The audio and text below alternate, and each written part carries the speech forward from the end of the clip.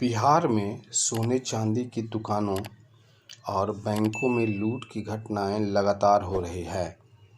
इसी कड़ी में शेखपुरा जिले के बरबीघा में भी गोल्ड लोन देने वाले आशीर्वाद बैंक में लूट की घटना को अंजाम देने के लिए 4 अपराधी हथियार के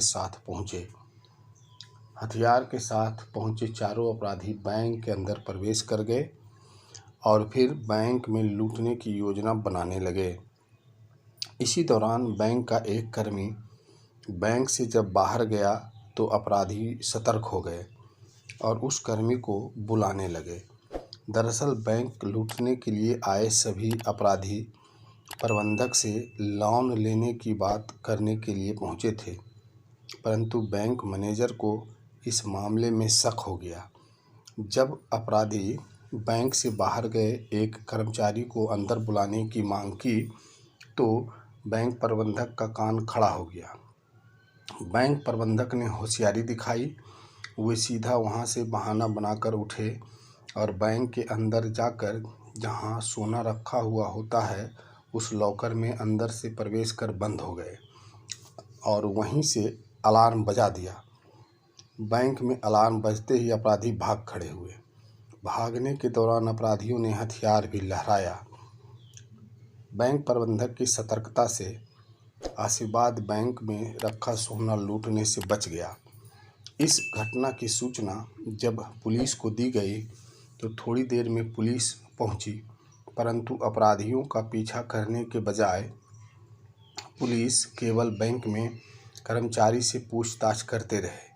फिर सीसीटीवी फुटेज देखने के बाद सीसीटीवी फुटेज को लेकर गए। थाना प्रभारी जयशंकर मिश्र कहते हैं कि सीसीटीवी फुटेज से अपराधियों की पहचान की जा रही है। वह तो संजोग रहा कि बैंक प्रबंधक ने सतर्कता दिखाई और अलार्म बजा दिया। यदि ऐसा नहीं होता तो जिले में एक बड़ी लूट की घटना घट गई होती। पुलिस के द्वारा सतर्कता बरती नहीं जा रही है। बैंकों के आगे गश्ती और बैंकों में आए हुए ग्राहकों से पूछताछ का अभियान भी पुलिस ने ठप कर दिया है। इस वजह से लूट की वारदात होते होते रह गई। इस घटना की चर्चा सभी में है।